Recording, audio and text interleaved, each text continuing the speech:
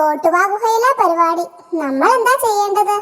നേതാവ് പറയുമ്പോൾ ഓടുക, നേതാവ് പറയുമ്പോൾ യുദ്ധം ചെയ്യുക, യുദ്ധത്തിന് മുമ്പ് മുദ്രാവാക്യം വിളിക്കണം, അത്രേ ഉള്ളൂ. പുല്ലും പഴവും തിന്നു നടക്കുന്നവരുടെ കാര്യം നോക്കാനും അവസാനം ഒരു നേതാവ് ഉണ്ടായല്ലോ. നമ്മൾ ഒറ്റക്കെട്ടായി ആഞ്ഞടിച്ചാൽ ഈ കടുവയും പുലിയും സിംഹവും ഒക്കെ നെട്ടോട്ടം ഓടുമെന്നേ. അയ്യോ, എന്താണ് ഇത്? വാ നോക്കാം. ഇറച്ചി തിന്നുന്നവർക്കെതിരെ സസ്യപുക്കുകളുടെ യുദ്ധം. സൈന്യത്തിലേക്ക് ആളെ എടുക്കുന്നു. സസ്യപുക്കുകളെല്ലാം കോട്ടുവാ ഗുഹയിൽ എത്തിച്ചേരുക. സൂത്ര, യുദ്ധം എന്ന് പറഞ്ഞാൽ അടിപിടി എന്നല്ലേ അർത്ഥം? അതെ. അയ്യടാ, ഒരു അടിപിടി കണ്ടിട്ട് കുറച്ചു ദിവസമായി. മണ്ട, ഇവന്മാരൊക്കെ കൂടി നമ്മളെ അടിക്കാൻ പോകുന്നത്.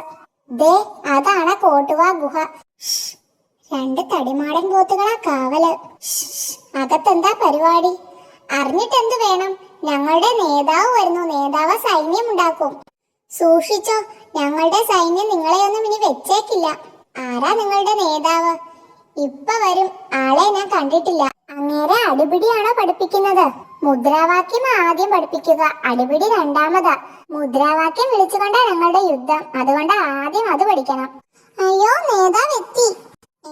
ഇത് നമ്മുടെ പഴയ ആടല്ലേ? പടയാളികളുടെ ശ്രദ്ധയ്ക്ക്, നേതാവ് പറഞ്ഞു തരുന്ന മുദ്രാവാക്യം തെറ്റാതെ ഏറ്റു ചൊല്ലി പഠിക്കണം. പറയൂ. മുഷ്കന്മാരെ, ശുഷ്കന്മാരെ, ഫോഷ്കന്മാരെ നിഷ്കാസനം ചെയ്യുക. കുഞ്ചിതന്മാരായ വിഭക്സന്മാരെ ഭക്ഷിക്കാൻ ഉത്സാഹിക്കുക. പക്ഷി സങ്കേതമായ വൃക്ഷങ്ങളിലെ ഭക്ഷണം അക്ഷണം പരീക്ഷിക്കുന്നവരെ ഭക്ഷിച്ച് ശിക്ഷിക്കുന്നവർ സൂക്ഷിക്കുക. നിർമ്മലരായ കൂർമ്മ ബുദ്ധികളെ ധർമ്മക്കാരാകുന്ന കർമ്മങ്ങൾ മർമ്മത്തടിക്കുമെന്ന് ഓർക്കുക. മുദ്രാവാക്യം പഠിക്കാൻ ഒരുത്തനും പറ്റാത്തത് കൊണ്ട് അങ്ങേരെ സൈന്യം പിരിച്ചുവിട്ടു.